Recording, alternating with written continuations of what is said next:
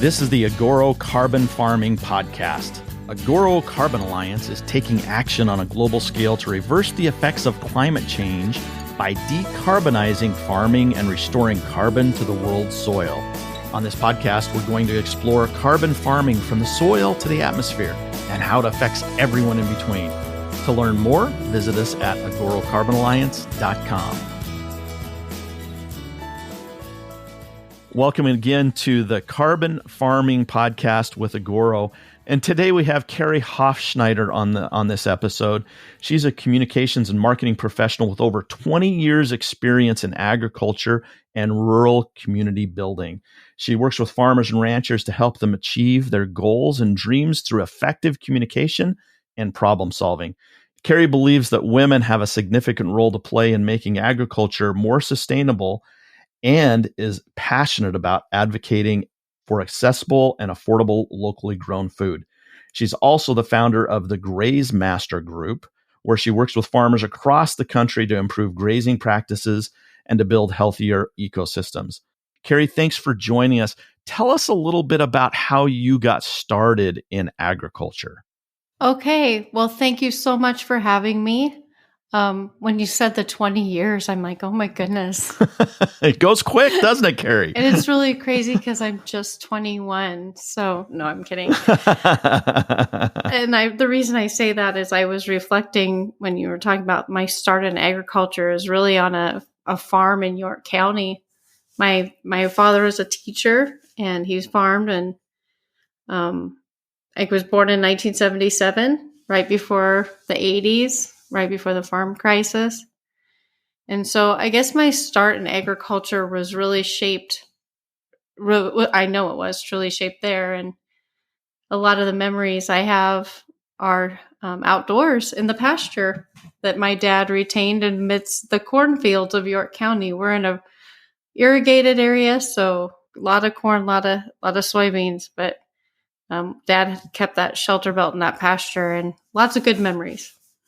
So what kind of farmer was he, Kerry? It sounds like corn, soybeans. Was he also into beef? We actually rented our pasture out to a neighbor. So there were cattle always out there, typically out there when I was playing out there. And he also grew sorghum, won awards for growing very good sorghum. And I would say my grandmother, Ruth Heine, was also an incredible farmer. She had a huge garden. I mean, not a hobby garden. That was really what I thought of the farm, was working there with her more than in the fields, because I was pretty young, until later, then helped more there. York County is in Nebraska, is that correct? That is correct. And I'm just curious, Kerry, growing up on this farm as a small child, what were your responsibilities? What do you remember? What do you recall about the fun part of farming and maybe some of the not fun part of being a child on a farm? Yeah, that Ashley was talking to me before this podcast, who invited me on here, about, what have you seen change? And I really wanted to get across some of those reflections that I had in culture. So when I was growing up, my mother died when I was really young. So it was my sister and I was 4 and Jenny's 8 when my mom died. Uh-huh. And so my grandma played a pivotal role the first few years after that being with us. We had a lot of responsibility and a lot of, quote, freedom that probably doesn't exist the same way on the farm anymore. But we basically were helping in the garden. We were helping in the house, cleaning, and all that stuff. And as I grew older, those responsibilities broadened inside and outside. So my father remarried. There were brothers to take care of. There were neighbor kids to ride my bike down. When I was as young as 11 years old, I was already, babysitting a lot for neighbors and helping with irrigation out in the field, laying pipe. Actually, when I was as young as 6 years old, was already driving the John Deere tractor, not the big ones they have today, but the open air ones without a cab. The work was woven in with the fun. The most fun was playing in the barn, jumping on haystacks, playing, making forts in the pasture and the trees, going a lot of barefoot, grabbing a fresh tomato from the garden, drinking out of the hose in the backyard, and riding bikes all day. We didn't have phones, we actually sometimes didn't come in for lunch. We came in for supper. As long as you were home in the evening, they knew you were okay. So I mean no disrespect to my parents in saying this, but a lot of times I'll tell people, like, the farm raised me, the outdoors. Nature was a big part of my growing up, conversing with the life out there and pretending I was in various ways involved with it, from playing prairie girl to gnomes in the forest. It really shaped my creativity and thinking and my work ethic too. What a great picture you painted for us there, Kerry. I appreciate that. One of the other things that we want to talk about today is women in ag, and obviously from your story with your sister and your grandmother, that the women in ag, even from a young age, was a necessity. We also have joining us today Ashley Bruner, who is really in charge of all of the marketing and communications. She's the marketing communications manager at Agoro, and a great friend of Kerry. And we want to talk a little bit about women in ag. Kerry, did you see that there was a lot of women back there? I mean, within your family, there's you, your sister, and your grandma, and your dad. So you basically had the majority rule of the farm. Did you see that as you're riding your bike down the street? Down the gravel road? Yes. That is a subject that Ashley, please talk about your growing up too, and how we came to be friends, because that's a complicated subject to talk about, is women in ag, right? So I think worldwide, more women are farmers in the world than men. I think that statistic's correct. But in our country, it is individual to each farm and ranch. But a lot of times, I would say in my cultural area, the men were perceived or looked at as maybe more the leaders, mm-hmm. and the women had this role growing up. Not all of them. I'm talking about the ones that I went to church with, the ones I was around most closely. They're in the house and they're supporting.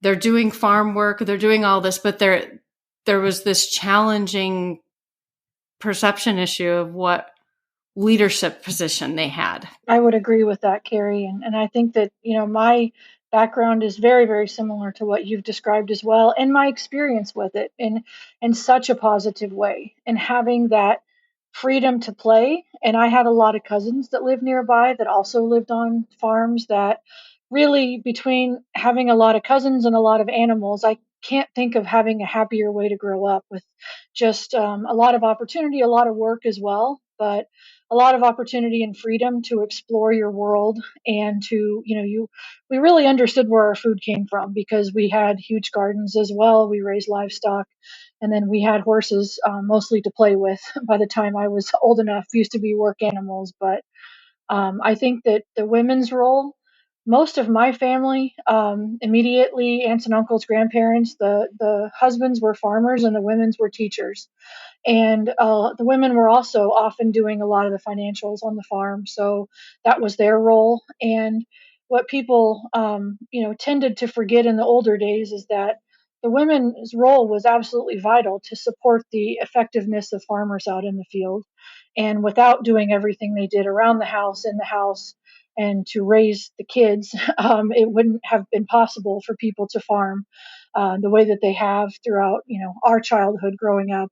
But also that, I think most of the people I grew up around, the farms weren't big enough to have just working on the farm. That required a second income.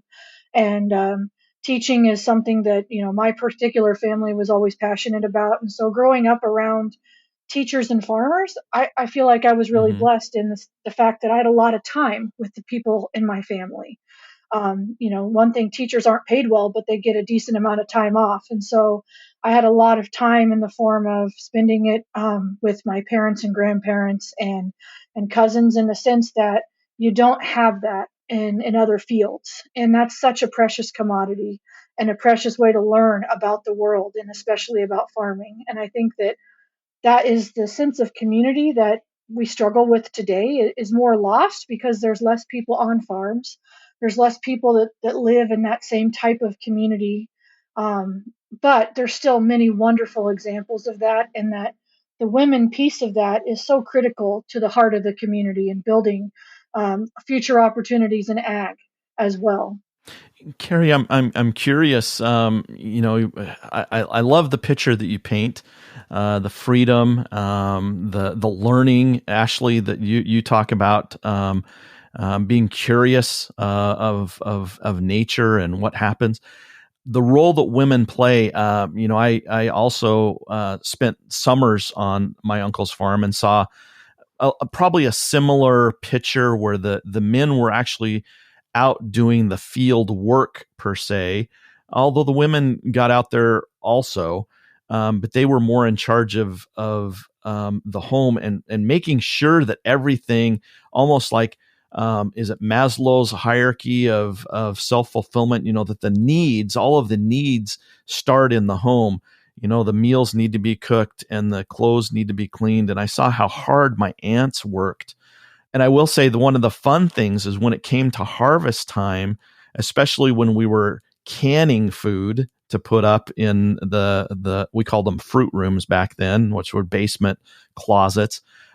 That's where the women really took the lead. Really, the men, we just sat around and did what we were told, whether it was snapping beans or shelling peas or cutting corn off the cob or whatever.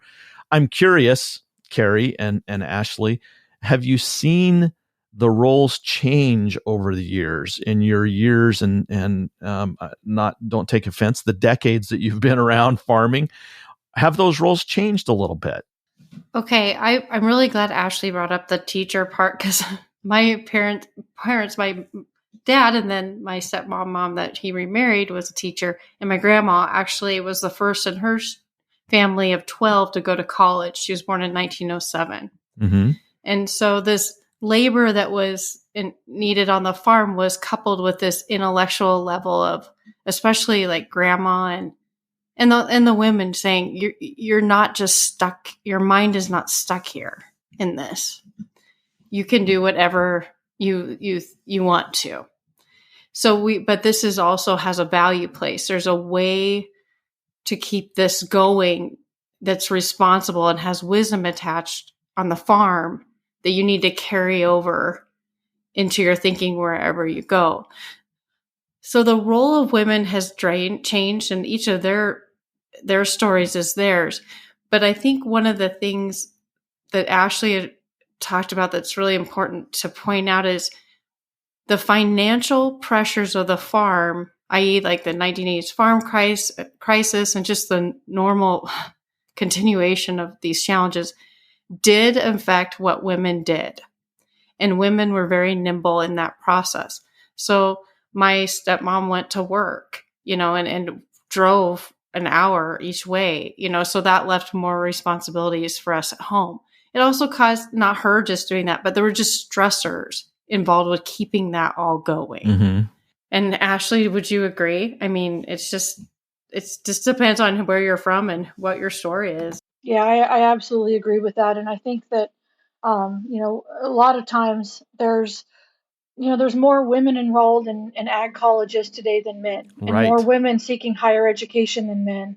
And I think that, we just hired 2 new agronomists that are ladies across the U.S. And it's fantastic to see the opportunities presenting themselves, because I think when Kerry and I were, 10, 12 years old, that wasn't really a possibility. And my family wasn't thinking of finding one of those granddaughters and sons and daughters to take over. It was just the sons and the grandsons that were, featured as people who could take over the farm. And that's just the cultural mindset. And I do think that that's very similar. And there is a certain amount of, physical limitations to certain types of labor. But there's a lot of great minds of women in ag and a lot of passion from those of us that grew up with this background that are doing what we can to lift each other up. And, not lose what makes growing up in a rural community so special, and make that available, not just as a nice view of the past, but trying to open up opportunities to keep farmers and ranchers farming and ranching through new revenue channels and new sustainable ways. And when I say sustainability, I really mean it has to be sustainable. That means you can pass it on to the next generation. Right. It is environmentally sustainable. That's a very important as well. But if you can't pass it on to the next generation, it's not a sustainable farm. And that's something that we really focus on in our work, both Kerry and I, and we work together. You bring up a very important delineation, Ashley, that I want to ask Kerry about here. Is sustainability as a word that kind of gets thrown around quite a bit in agriculture. And a lot of times that sustainability is defined as the environmental part of it. But I think more important than the environmental part is the financial sustainability of the farm.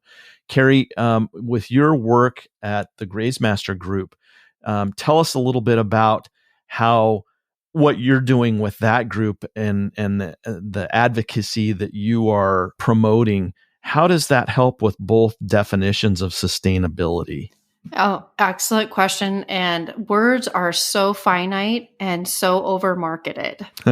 So I get really nervous about using one specific word to describe a process. Uh-huh. The Graze Master Group, without going too long in how it was made, the co-founder and I, Delphi, actually met in other professional jobs through agriculture and realized we really needed to weave off and become independent and create a group of people.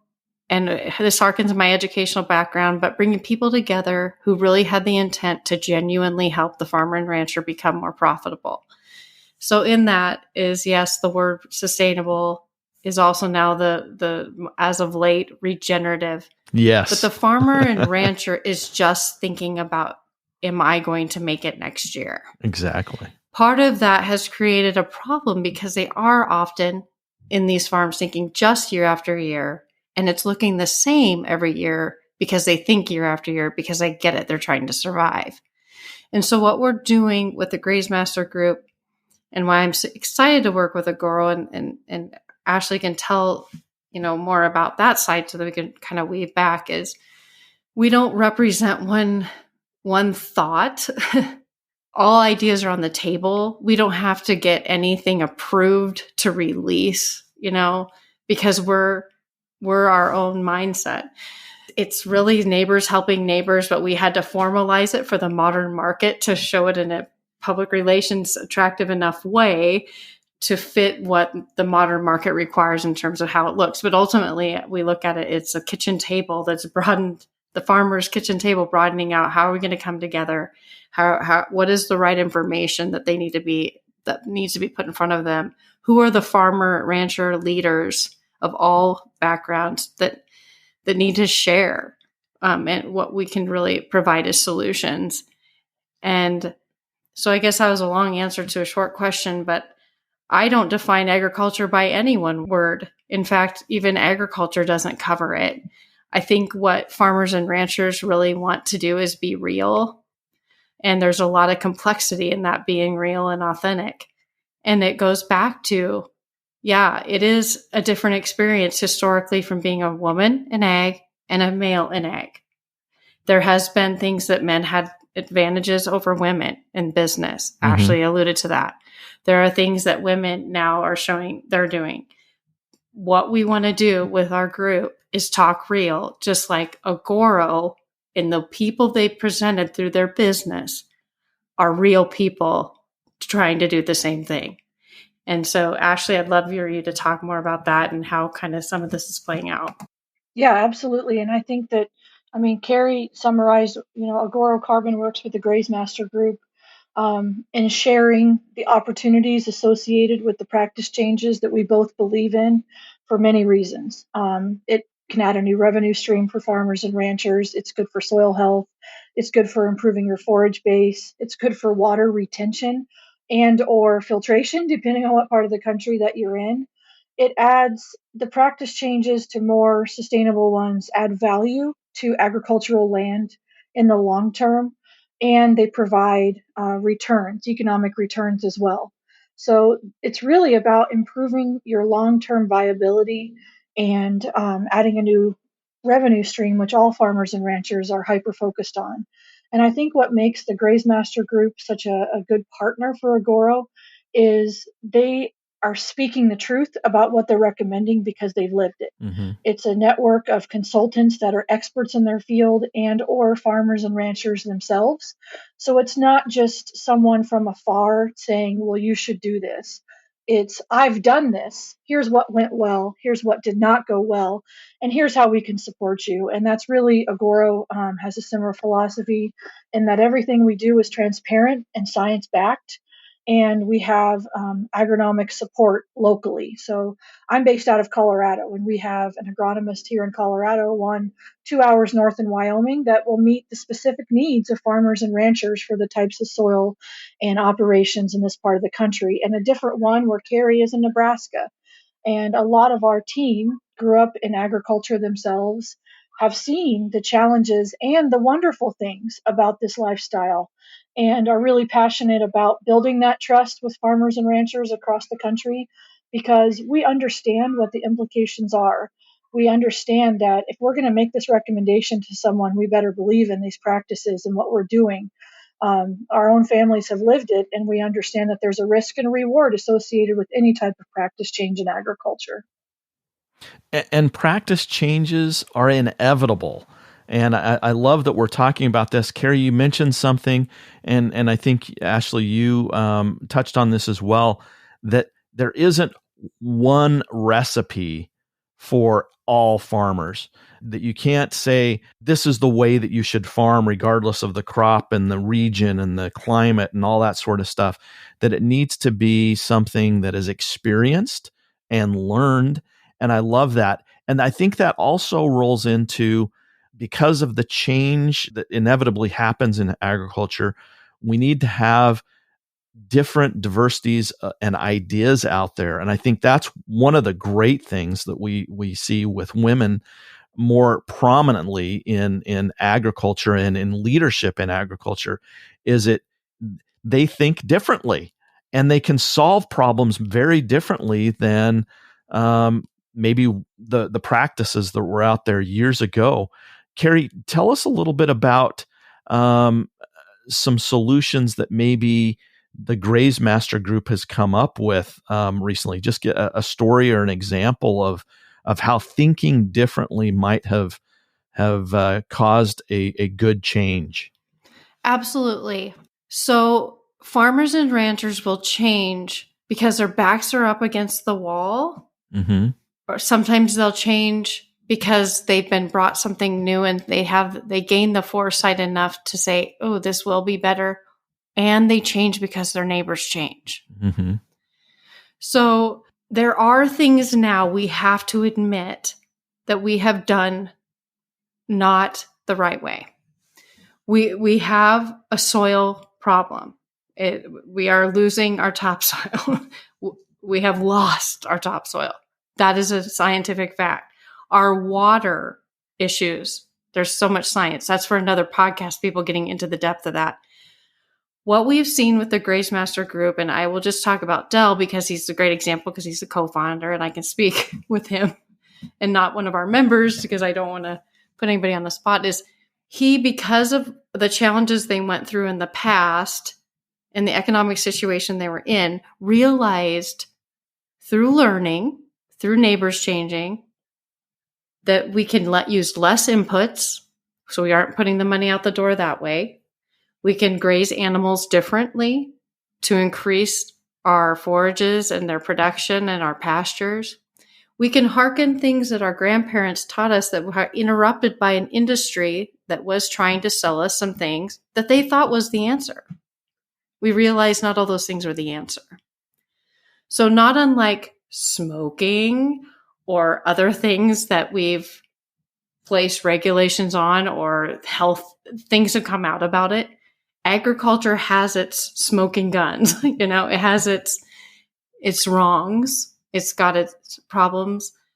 And what we have been able to do and will continue to do with the Graze Master Group and with partners like Agoro, because I don't care if it's a huge company or if it's one individual partner, with the right thinking, and like Ashley said, we are individualizing the work we do to the individual we're working with. And so that individual is either a farmer, his wife and him, whatever. We can't mess up on that individual level because that farm family knows we messed up. Mm-hmm. And what people need to realize about the new wave or the changes coming in business, at least I'm seeing with Agoro, is they're really trying to be transparent and authentic with what they're offering. Now, are we using any other carbon company in our group? No, because we vetted them. And they were vetted not because of any historical background of that company or name. We were vetting it because of the people and what they were bringing to the table. And we saw that authenticity in Agoro, and we saw that in people like Ashley. If that continues, it's so exciting. We love working together with great partners like Kerry and the Graze Master Group. And I think that it does add value when collective minds come together towards shared goals. And those shared goals are prosperous farm and ranch futures, they're healthier soils, keeping that topsoil in place. And, one of the principles of that that's widely recognized by nearly every entity is keep the soil covered year round. And that's one of those practice changes that is hard to adopt when you already have invested a lot of money in tillage equipment, for example. So a lot of people will start out testing out a small acreage. And when my own family started that journey, they started out with a very small acreage and wanted to see, because they're not going to put all their soil on the line and their revenue on the line with these practice changes. When Kerry mentioned they're looking at what their neighbors are doing, it's why it's so important in ag to back up what you're saying by what you do, and being there and being present and showing studies of this is what happened in the next county over when this person tried it.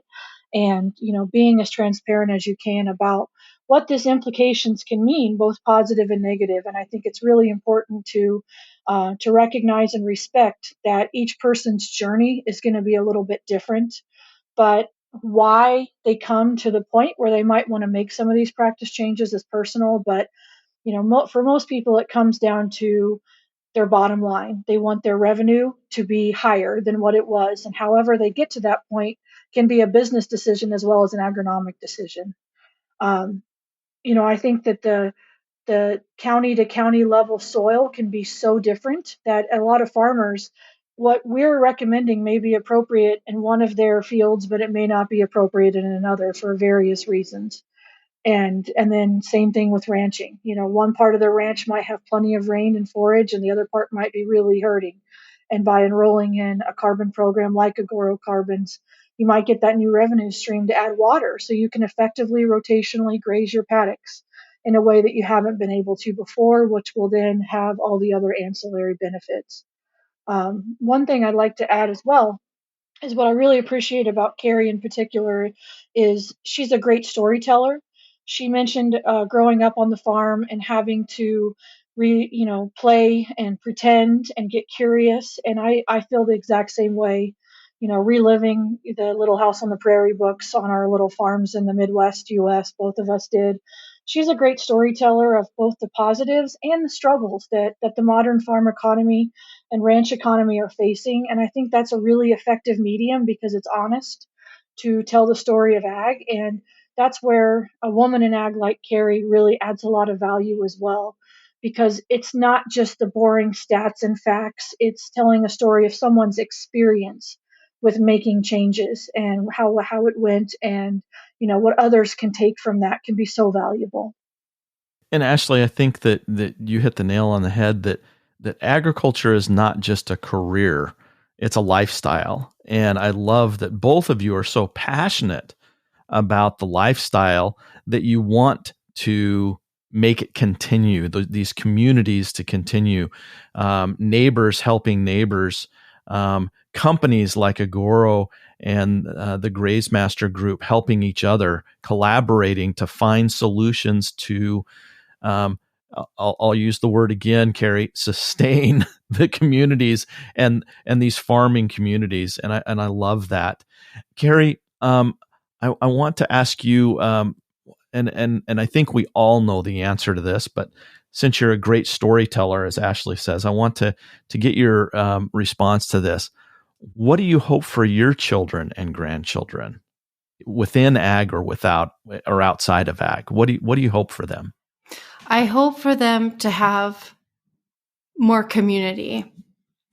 I have taken for granted my background and what that formative years shaped, that honestly, not all modern farms shape kids the same way. Mm-hmm. And that's a whole nother area, a whole nother topic of discussion. I want them to have the water resource. That is such a concern. Yeah. Because everything is reliant on it. We live in irrigated area where honestly that resource can be taken for granted because it's always been there. The co-founder of the Graze Master Group lives in dryland area where he doesn't have a pivot to turn on. I want them to grow up with perspective and a desire to actually make a difference. And I think all the difference for the world is really in agriculture because obviously it's our sustenance. If we don't have nutritious food and resources, we don't have any other life. We don't get to tell stories. We don't get to art. We don't get to, have companies working on other projects. We have absolute the end. And when Ashley said that I am passionate about the things that are right and wrong, one thing the Graze Master Group is not afraid to talk about is what's wrong. Mm-hmm. And we do have people in our group representing the crisis in ag. And so we're not afraid to go there.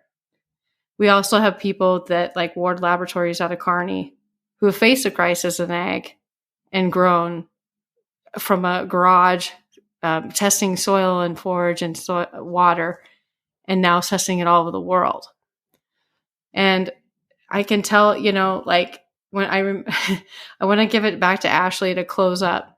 There's not enough time on a podcast to get this all in. And I can tell you, Ashley and I are not the only type of women this way, but when you finally let a woman speak in ag, they'll often be so like, oh my gosh, I just want to tell you everything because we still have a ways to go. And Agoro is not afraid to say it. They've said it on many occasions, different women's days, that they've recognized that women still don't have that equality in that, not in some negative light, and they're doing it in a classy way, but they're really talking about that too.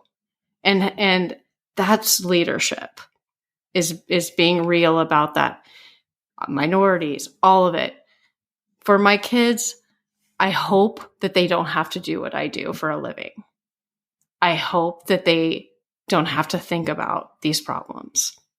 Because it wouldn't honestly be my life choice. But we have to do this. Good point. Ashley, anything to add to that? Yeah, I agree with everything that Kerry said. And I think that the world is changing for the positive in so many ways that we can all be really proud of. But there is a crisis in ag and such a disconnect between the normal person consuming food and the people producing it in a way that honestly has changed just in our lifetimes in a dramatic way. And I think that the further away that disconnect becomes, the harder it will be for farmers and ranchers to get the respect in the world that they deserve.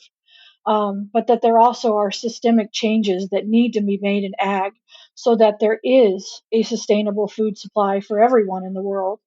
And it can be done in a kind and respectful manner. And one of the best ways to do that is to empower women, to bring that perspective in that maybe wasn't there in the old school and wasn't included in that voice. And I think that, there's incredibly intelligent men and women, and I really love the team that I work with here, and that there's a lot of opportunities to get more voices like Kerry's out there who are living it herself and who are also explaining, how you can also make this happen on your own operation in a very positive way that will add value to the long run, to your soil health, to your family's health, and to providing quality food and forage. And I think that the only other thing I would mention is that I feel like ag people feel very vilified and misunderstood in the world. And by us collectively in the industry using our voice to educate the general public and consumers about both the positives and the challenges, it only makes us all stronger collectively by using that voice in a clear, honest, but also future-looking, positive way. Well said, Ashley. And speaking of Kerry's voice, Kerry hosts a podcast called the Underdog Ag Podcast. Kerry, what do you talk about? What's the theme of the Underdog Podcast?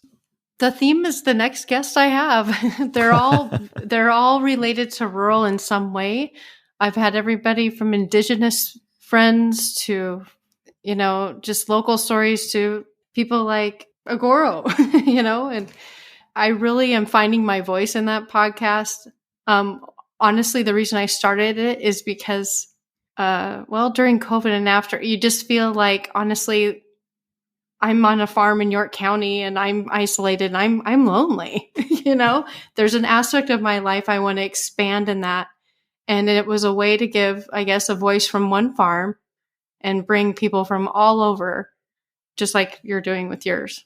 So I guess I'm not the greatest gardener, so my grandma's garden is growing through that.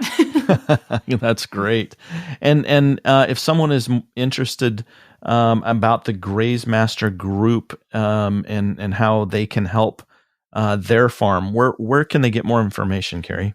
Well, they can come to Seward June 28th through 29th. We're having an event in Seward, Nebraska, and they can visit www.grazemastergroup.com. And they can call me or text 402-363-8963. Excellent. Well, thank you, Kerry. Thank you, Ashley, for this great discussion.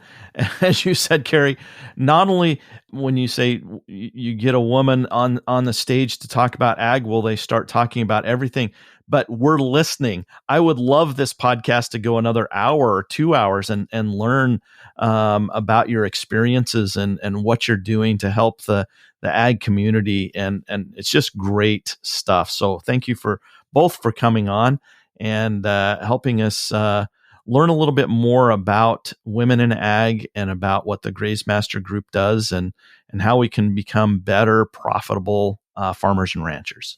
Thank you, Scott. Well, thank you so much. And thank you, Ashley. It just, when I met her, I'm kind of teary-eyed. I felt like, it was just such good feelings from older times of like somebody really genuinely into the success of the people around them, no matter what gender or background, just a person who wants human success. And so what a great attribute you both have. And I'll be excited to hopefully make a positive difference where I can.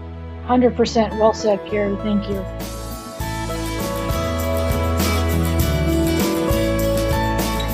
You've been listening to the Agoro Carbon Farming Podcast, where we bring you knowledge on how to sustainably and profitably transform farming through carbon cropping. To learn more about how you can become a partner, visit us at agorocarbonalliance.com or follow us on our many social media channels, Facebook, Instagram, Twitter, YouTube, and LinkedIn.